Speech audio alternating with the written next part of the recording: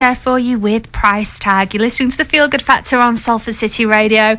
We're talking all about how you can spot lying and deception using your body language and spotting other people's signs and signals. And we are joined today by body language and micro-expressions expert Craig James Baxter.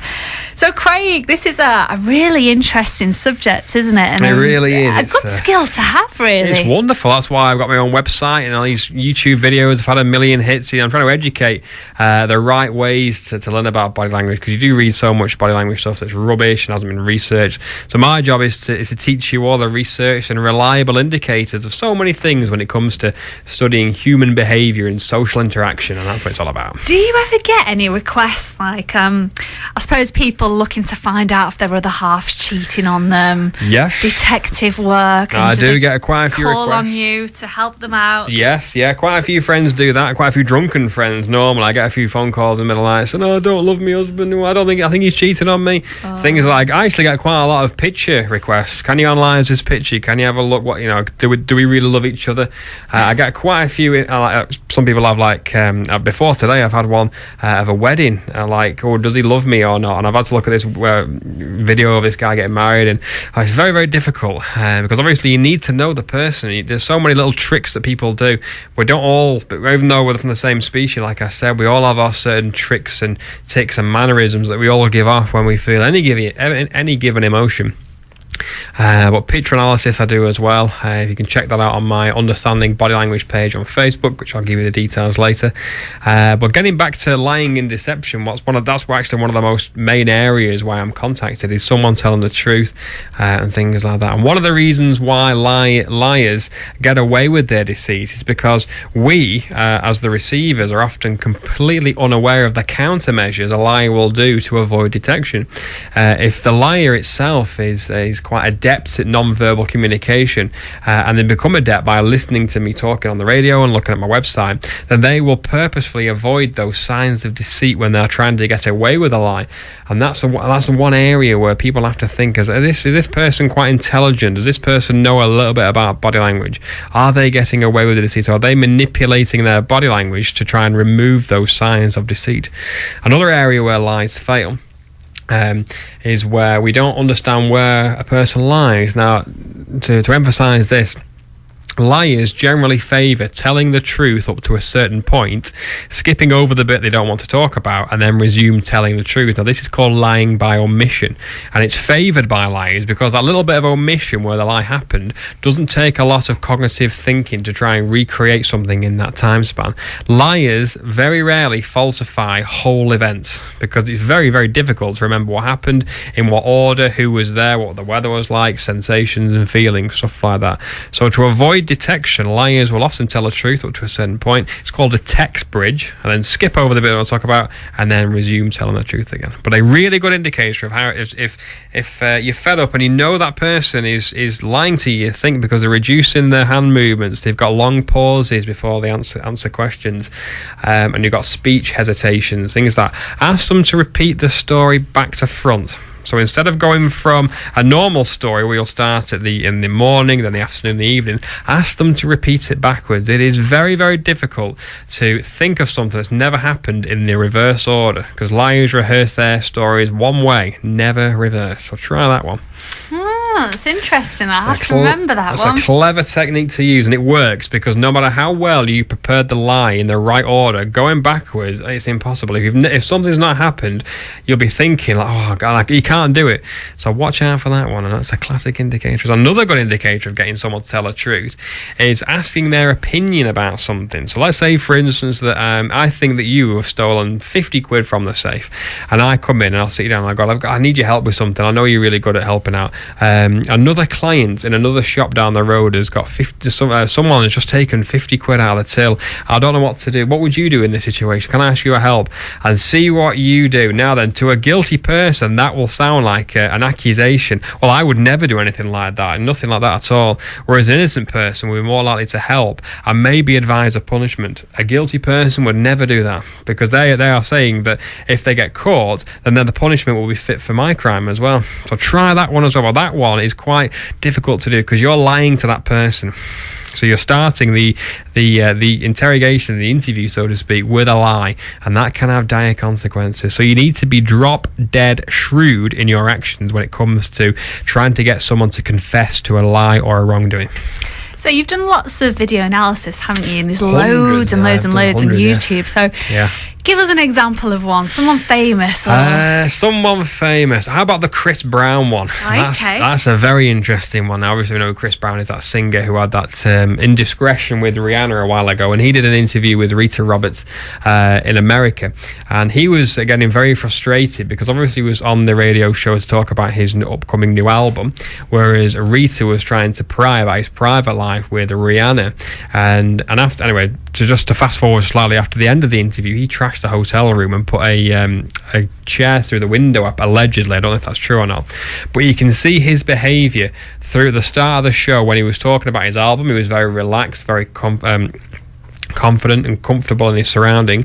As soon as he was pressed about the Rihanna issue when he assaulted her, his body language changed dramatically, and he was making then adapters with the microphone. Now, adapters are things that we place in front of our mouths to help stop us talking, and we do it all subconsciously. As children, you'll often put your index finger over your mouth to go shh, and you put your finger on, and we often don't get out of that habit. It's not as pronounced as that, but we'll often put things in front of our mouths to stop the production of speech, and that's what he was doing subconsciously. He didn't want to talk about this, and you can see by how his eyelids were becoming tense. You could also see how his pupils were starting to constrict through anger, and you can also see how his subtle changes by bringing the microphone and the little finger, his index finger, right to his mouth. So he's trying to say shh, he doesn't want to talk about it. And this is how our behaviour becomes detectable, and you can see how frustrated he really was. Well, that's just really one example of the 100 body language videos I have done on YouTube. You must check them out. I'm almost at 1 million hits, and I educate people on the behaviours that we see throughout our everyday lives. We cover flirting and dating. I've done a lot of work on Michael Jackson as well, about how he protests his innocence and how that appears to me, how he appears to be very truthful in his delivery. But when we're talking about lying and deception, we have something called a truth or a lie bias, and this is a problem. If we're quite friendly with somebody, we'll instinctively have a truth bias because we believe that person won't lie to us because they are our friends. The same way that some research have suggested that police officers have a lie bias because they hear lies all the time from people they bring in for questioning, that they are naturally suspicious to every single person brought in. So a truth or a lie bias might influence decision making, and again, if you want the truth, you need to be neutral, and that's very important. So that's what I stress in my body language analysis videos. I don't have all the answers. All I can do is educate you on what's happening. We don't understand why this behavior is being shown. Only the person sending those messages understands why they're doing this. All we can do is analyze what those meanings mean. I think sometimes even just being around somebody who's in the police makes you feel nervous. Absolutely. I always feel guilty. If I pull up at the traffic lights and the police pull up next to me, for some reason I always feel guilty. We all do that, isn't it strange? What have I done? Yeah, and we always check our speed. I mean, when I came in today, I was doing 30 miles an hour, and I saw a police car coming towards me, and you just freeze, don't you? You think, oh, speed, oh, good Lord, you think there's going to be some kind of arrest where the SWAT team will come out and pull you out for doing 1 mile an hour over the limit. It's amazing because that's a classic fear response, because you don't want then to be framed for something you haven't done, and that's where interrogations start to fail, and that's called the Othello error when lie detection, and it's where people will often mistake the fear as being a sign of guilt, and it's not. It's the fear of being accused of something and being punished for doing nothing wrong, but your non-verbal and verbal behaviour looks guilty, and again, that's called the Othello error, and that does happen in a court of law. Often people do look suspicious, but actually that's just their natural behaviour. When we talk about lying and deception, you're looking for someone who is making a credible impression on you. Are they manipulating their body language slightly? And again, that's another classic indicator of deceit as well. And the good thing about how to spot lying and deception is not to look at all these changes in body language and changes in verbal tone and things like that. Just look and think, is this person having to think really hard before they answer? Just think about that when you're asking them, and just see if their eyes maybe don't look in a certain direction. Just think, are they looking like they're really thinking hard? And that's a really good way of spotting deception, but only if the lie is quite complex. If it's quite a small lie, there's going to be no reason reason, because there's no fear of punishment there. So that's it. And there's no delight felt neither, and there's no guilt felt neither. So do you ever watch any of these programmes on TV where there's been murder cases, or they've been in the news, someone's, had an affair, or speculation about it? Are you able to pick up and detect from watching things? Absolutely, yeah. I do pick up things now and again. I think cats get sick of me on the Sky Plus remote going pause it and rewind and going, look at this. The last one I did was the Anders Breivik trial in Norway, where he massacred all those innocent children, and we look how he feels delighted when he's talking about it. It does make me feel physically sick that he can see contempt on his face when he's talking about why he did it. And again, it can be quite distressing when I'm telling Kat about like his behavioural profile, about why he's experiencing delight when he's talking about the massacre of, I think it was 97 children.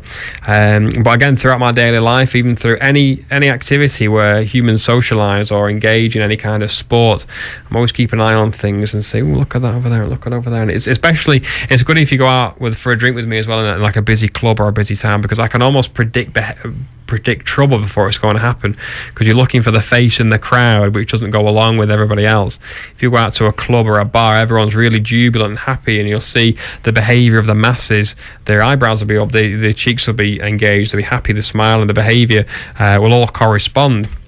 You're looking for the one face in the crowd that doesn't correspond with the behaviour around you, and that can often be the troublemaker. You often hear these unprovoked attacks in town. If you have your wits about you, you're going to read someone's face in a split second, and you'll be able to know if they're coming towards you with any kind of anger directed at you. And watch out for the hands, because they're the ones that will do the damage. Often in a fight, a person will often try and maybe reach for a concealed weapon if they have one. Watch what the hands do, because they're the ones that are going to cause you trouble. So any kind of nightclub scenario out in the town, read someone's face and then look what the hands are doing. And then you might be able to save your life or somebody else's, because you hear all these horror stories every 5 minutes. You read someone's been punched in town, and all it takes is one punch and then the brain damage, and then they sadly die. You hear all these horror stories, but if you're adept in non-verbal behaviour, you can predict this kind of behaviour. It's there for you to see if you become adept in body language. They're planning to do it. They're planning to do it, and it'll be all over their face, because like I said to you before, our face works faster than our words do. We flash these expressions, and the anger expression they might flash is watch for the eyebrows dipping down and the tightness around the jaw. These are classic indicators of facial aggression, possibly directed in you or your party's area. And if you can spot these expressions, you could save lives. Interesting. Very interesting stuff. So I suppose when you're out on the town, no one can mess with you. When I've not had enough Jaeger bomb, I'm quite a big bloke anyway, so I don't think anyone's going to trouble me. But if I've had a few Jaeger bombs, then I'm hopeless. Then you're carrying me. All goes out the window. Yeah, absolutely. Absolutely. So you're going to be sticking around. It's flying by, isn't it? As it always does. So we're going to be talking a little bit more about lying and deception, and about relationships as well. So using your body language in relationships. We're coming right up after a little bit of Flow Rider.